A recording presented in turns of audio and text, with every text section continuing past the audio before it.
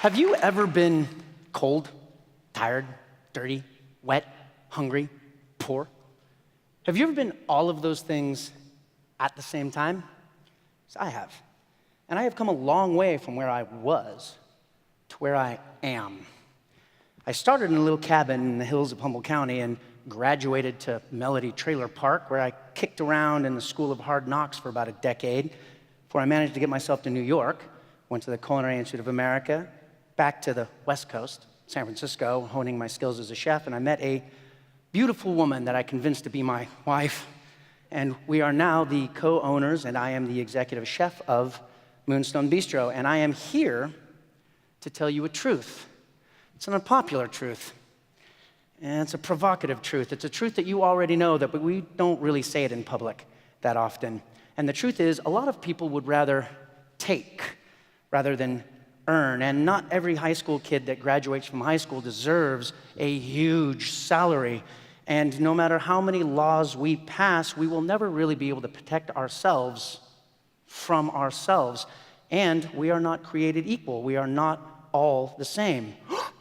Now, before you think about sexism, racism, or intolerance, please understand, I'm not here to talk about these things.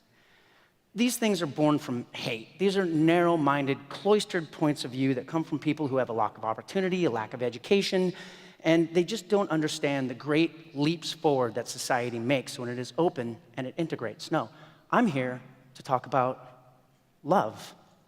Love for ourselves, love for our community, and how this great love is pushing society to protect us from all things, real or imagined, all the time, no matter what.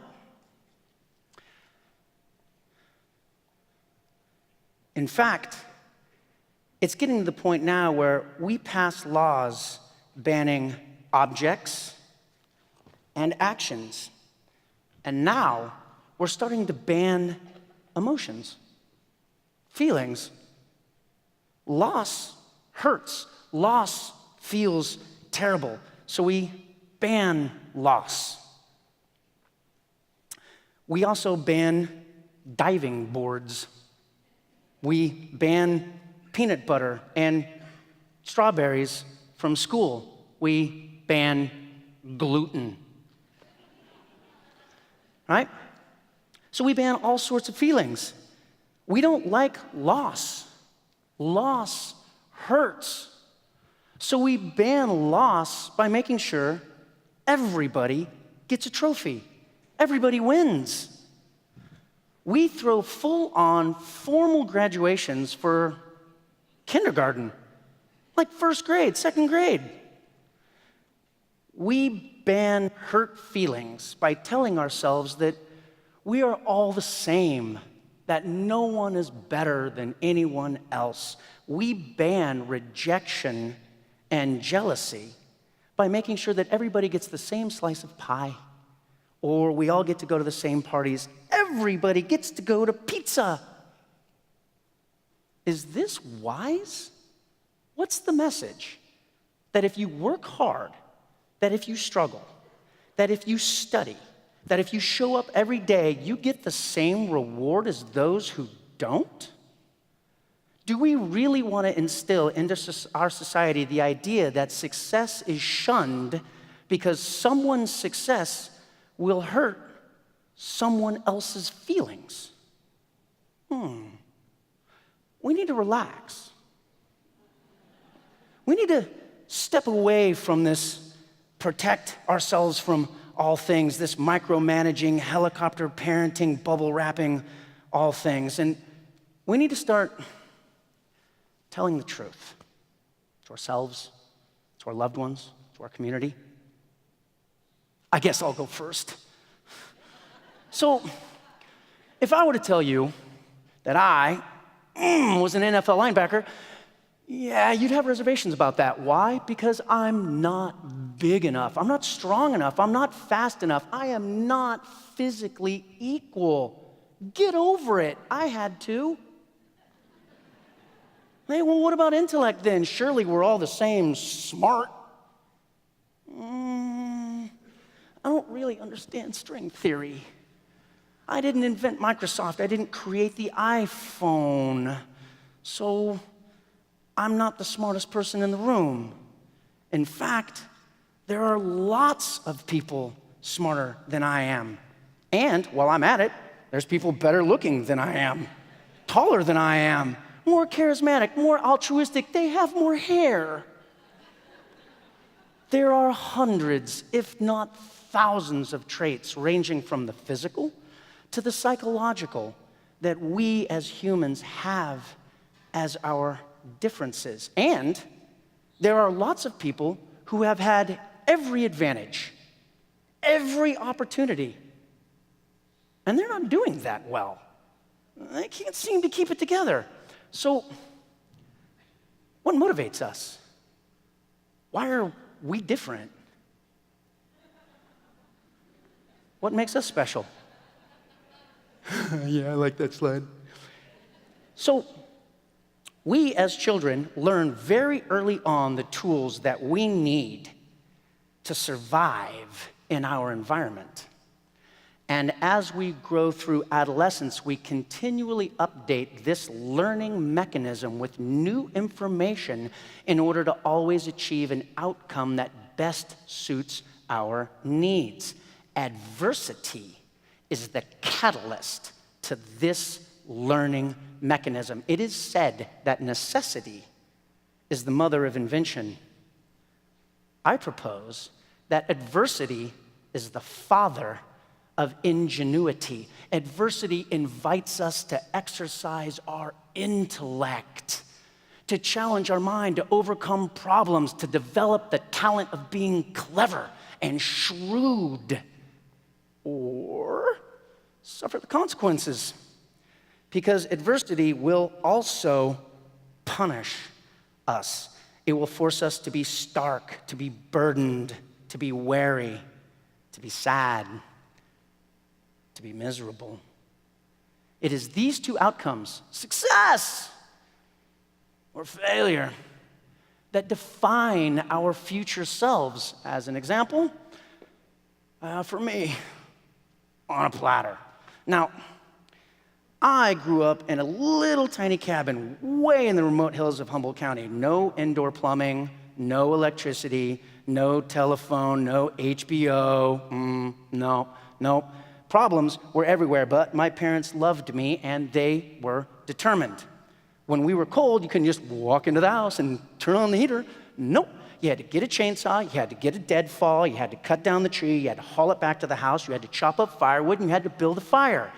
Our wood stove became its own entity within our house. That stove, we learned its intricacies as if it had a personality of its own. Our well-being and safety were wholly linked to that piece of equipment. And this became true with all things. Tools became sacred and adaptable. Like a screwdriver could be a pry bar, it could be a bottle opener, it could be a plunger, and sometimes a key jammed into the ignition of our old international truck, because adversity invites you to adapt.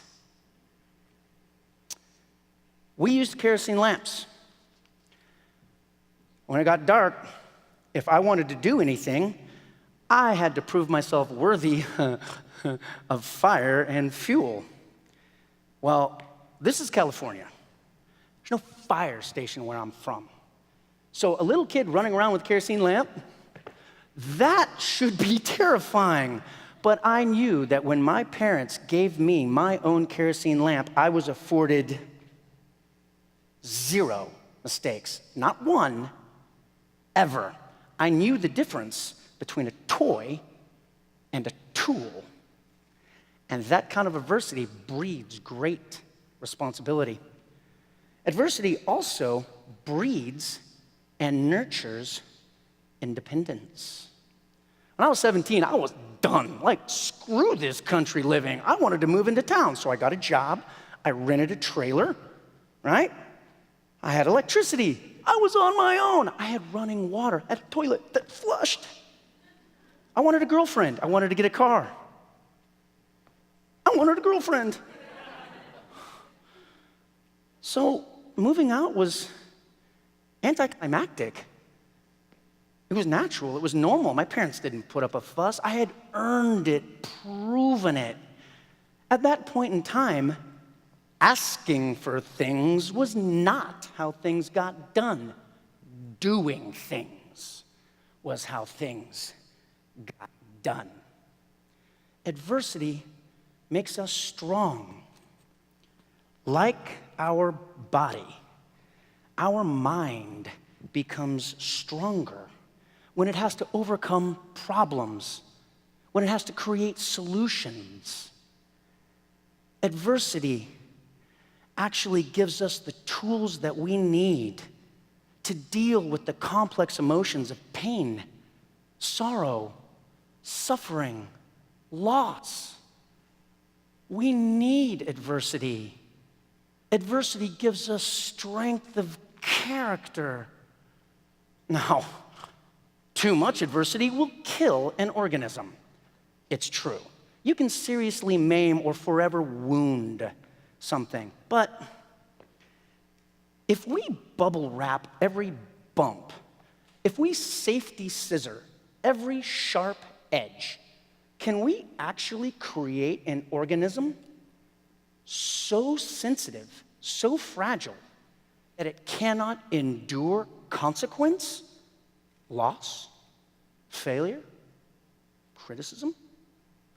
If you plant grapes on a rocky, steep hillside and give it just barely enough water to survive, those grapes will create the richest and most complex wine.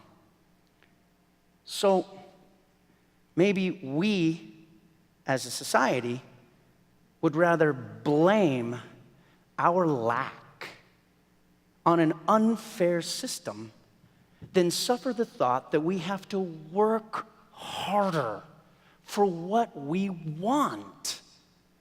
Work is a privilege. You're not owed a job, but good news, work is everywhere. The question is, do you want to do it? Will you mop? Will you sweep? Will you do dishes? Will you change the oil in a car? You know what the problem with work is? It's hot, it's dirty, it's inconvenient, it's loud, it's cold. It has to be done on your birthday, holiday. Oh, look, the circus is in town. Work by its very nature is an adverse condition. That's why it's called work. Look, life isn't fair. It's true, and it's a hard truth. And the other truth is, nobody's going to give you anything. Another truth is, if you want an empire, you're going to have to go out and build one with your bare hands. But that's cool, because we love grit. Oh yeah, James Bond, La Femme Nikita, Rosie the Riveter, Han Solo. These are our heroes. We love the people who never stop, the ones who do what needs to be done. So maybe we need to step back. Maybe we need to allow ourselves the grace and dignity of suffering the consequences of our mistakes, because it will make us better. Whatever happened to, if it doesn't kill you, it makes you stronger. We need to allow ourselves the grace of going through the pain of change and learning, because it will make us smarter. We have all been forged by what we have overcome. So I'll ask you again, have you ever been cold, tired, dirty, wet, hungry? Loss can make us great. Thank you.